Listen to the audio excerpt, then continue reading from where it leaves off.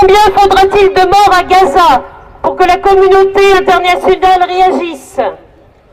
70 ans après la Nakba, la catastrophe, processus délibéré et planifié d'expulsion des Palestiniens de leur ville et de leur village, de leurs terres, qui s'est poursuivi tout au long de l'année 1948.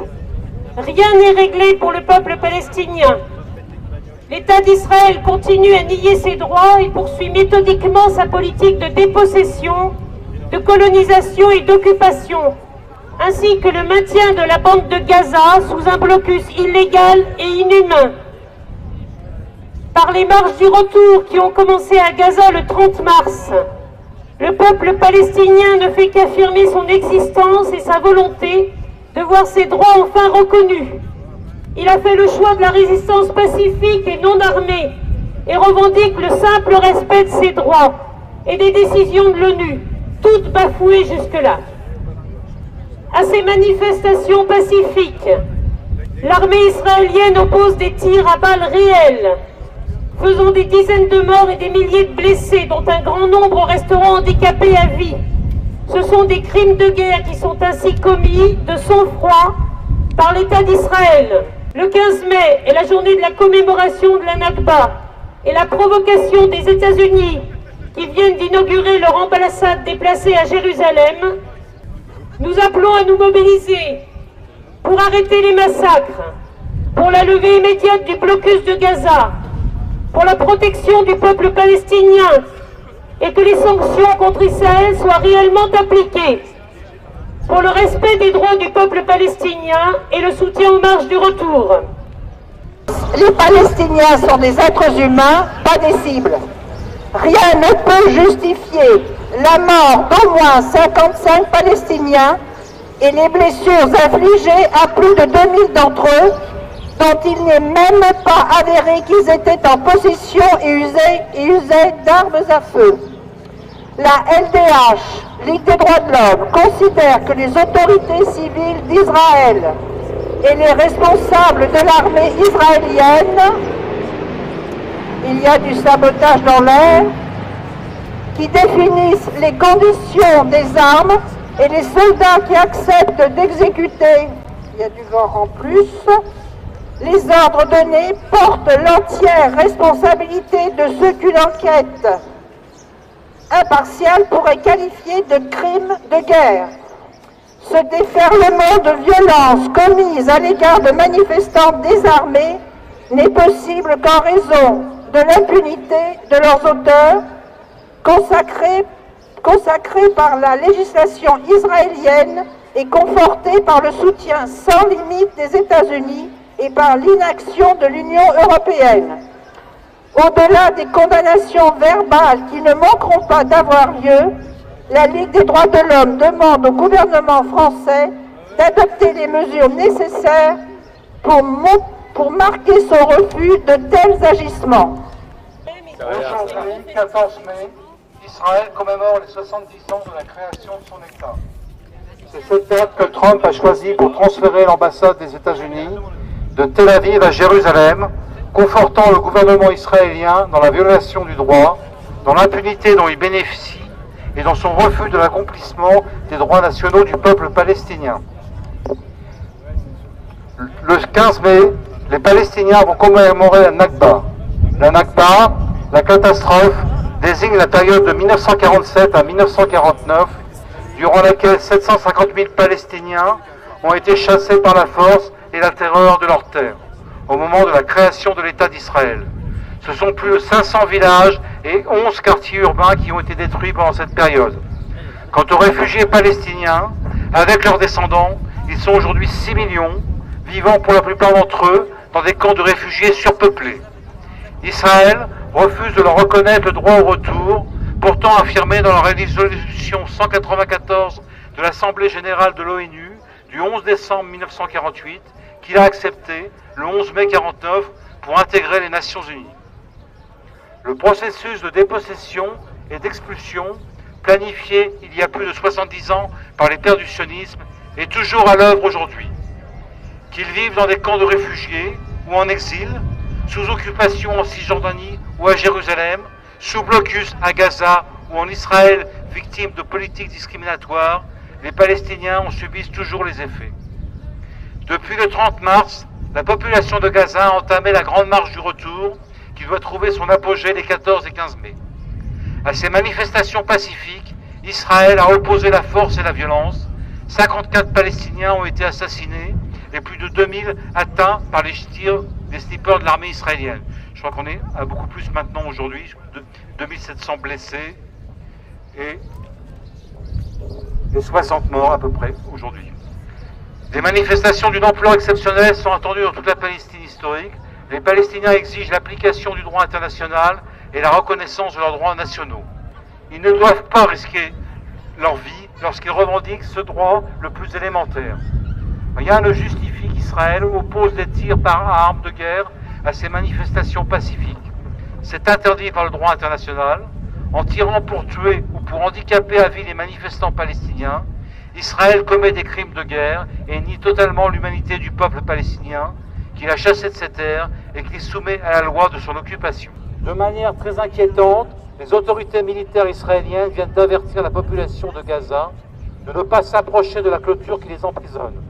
Il est temps de remettre les choses à leur place. Ce qui est illégal, c'est d'infliger une punition collective à 2 millions de personnes en les enfermant par un blocus inhumain.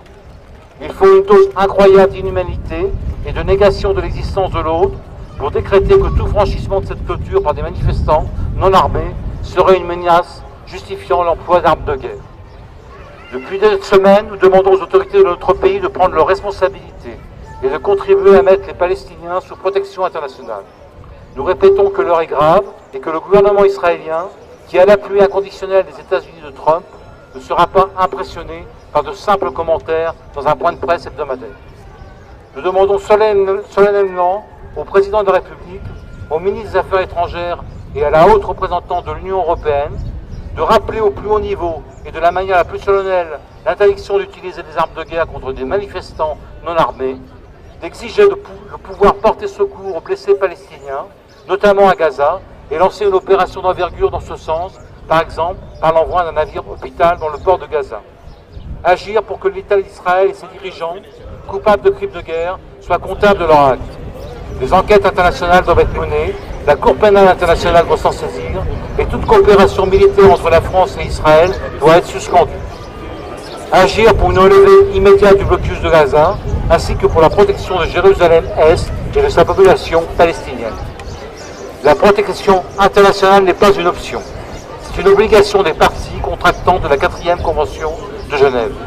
Partout, et spécialement en France, des manifestations de soutien aux marches de retour se déroulent.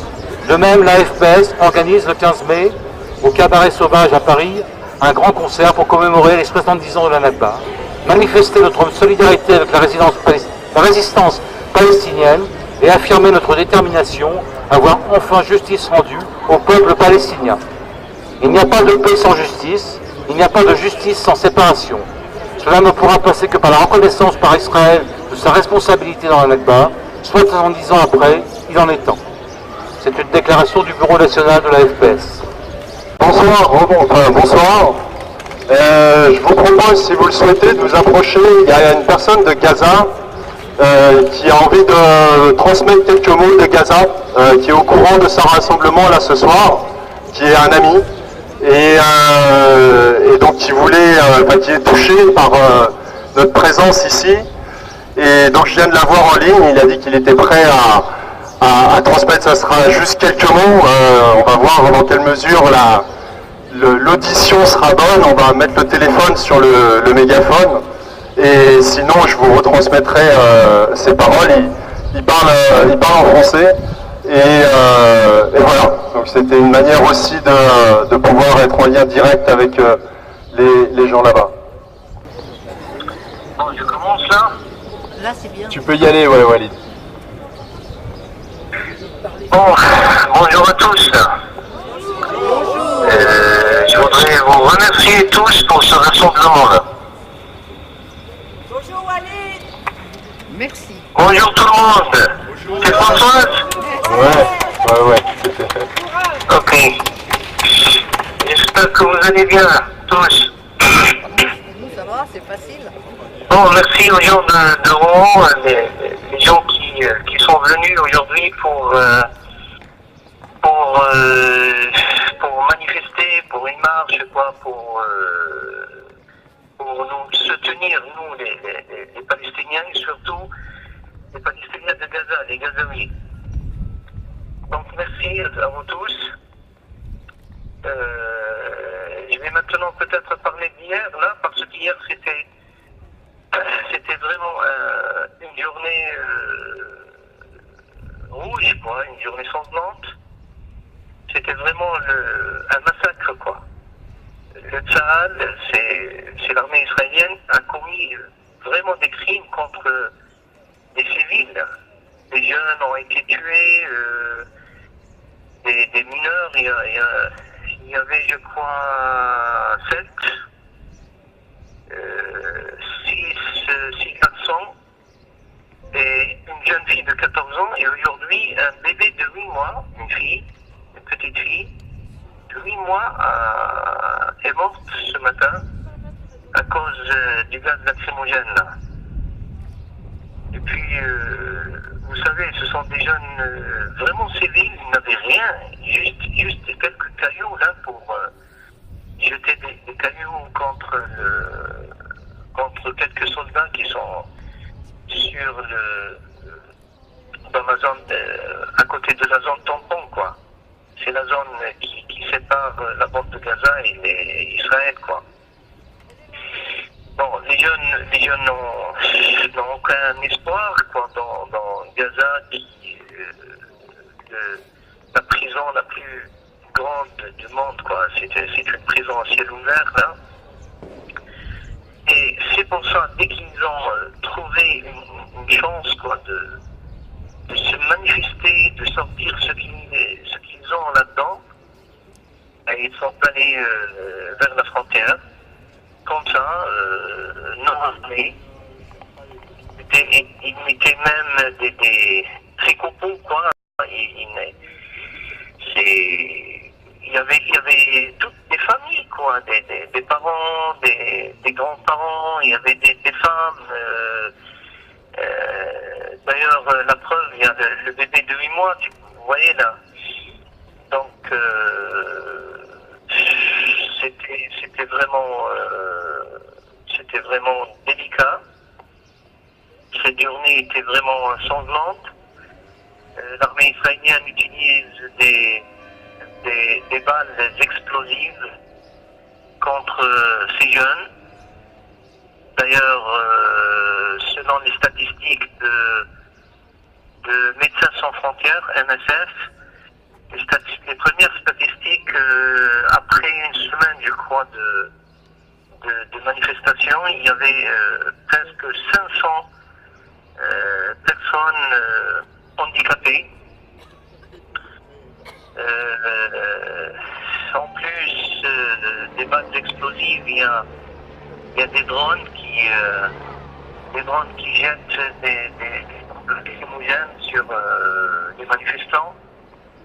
Ils ont visé tout le monde, quoi. Ils ont visé les manifestants, les journalistes. D'ailleurs, hier, il y avait presque 14 journalistes blessés, dont un qui est dans un état très grave. Il a été transféré à Jérusalem, à l'hôpital Maqasid, c'est un hôpital palestinien à Jérusalem-Est. Il a eu une balle explosive dans son ventre et son état est vraiment très grave, quoi. Il y a aussi les hôpitaux du nord du Sinaï qui ont ouvert leurs portes, qui ont offert, quoi, de l'hospitalisation pour quelques dizaines de blessés de Gaza. Le bilan final pour cette journée sanglante, c'est 63 morts, dont 7 mineurs, ça veut dire moins de 18 ans. Il y a 2771 blessés, soit par balle, à peu près 1500 par balle réelle, à peu près 1000 à cause des gaz lacrymogènes et 200 ou 300 autres blessures différentes, soit par shrapnel, soit par je sais pas là. Je peux pas dire autrement quoi, mais merci pour votre soutien.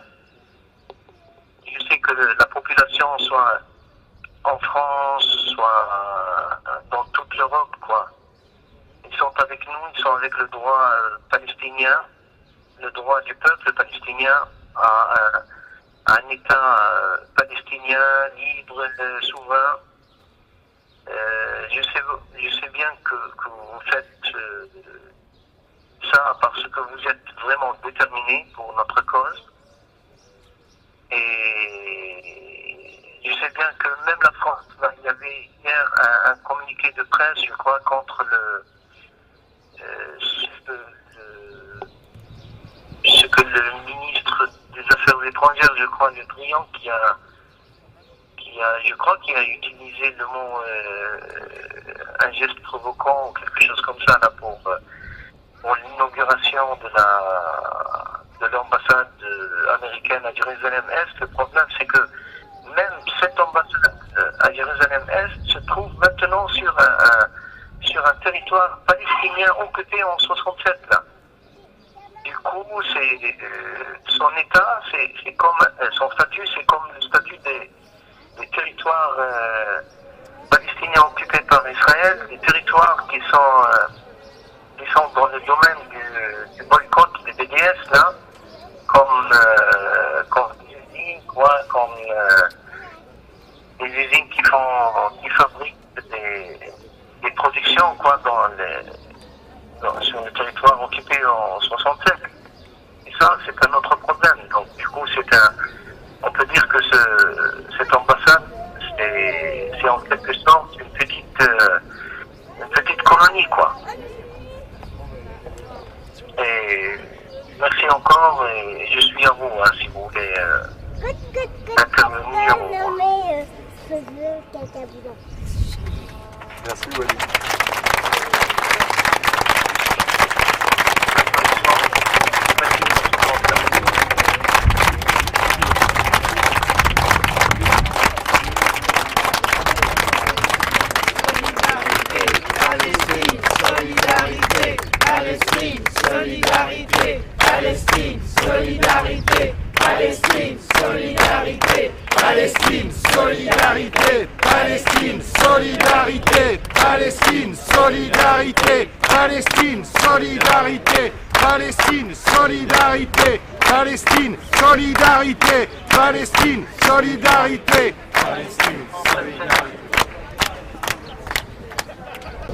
Comment se présenter? Manuel Labbé, je suis responsable de la section PCF de Rouen et adjoint au maire à la ville. Et donc j'étais présent ce soir avec beaucoup de camarades, beaucoup de citoyens, beaucoup de Rouennais et gens de la métropole là, qui ont voulu plusieurs choses. Hein. D'abord bien sûr marquer leur soutien avec la cause palestinienne, puisqu'on est toujours sur la volonté d'un État palestinien qui soit reconnu officiellement. Et dans le contexte actuel de l'huile sur le feu qu'a mis Donald Trump avec le transfert de l'ambassade américaine à Jérusalem, on a évidemment déploré une fois de plus un massacre organisé par l'armée israélienne, par Tsahal hier à Gaza. Et donc nous étions là pour marquer notre attachement à la cause palestinienne, à la paix et le soutien évidemment à nos amis qui là-bas manifestent avec pas grand-chose contre une armée surpuissante et soutenue par l'ogre Trump qui véritablement multiplie les incohérences en termes de politique internationale. Voilà donc du monde sous le soleil, mais forcément le cœur gros, il y a les larmes aux yeux en écoutant Walid, l'ami palestinien qui vient de témoigner là. Et puis en même temps encore plein d'espoir quand on voit que les Gazaouis ne cèdent pas et continuent à réclamer haut et fort la reconnaissance d'un État palestinien et évidemment la reconnaissance d'un État qui implique un processus de paix avec les amis israéliens qui sont aussi nombreux à dénoncer ce qui se passe du côté du gouvernement de Netanyahou. Donc voilà.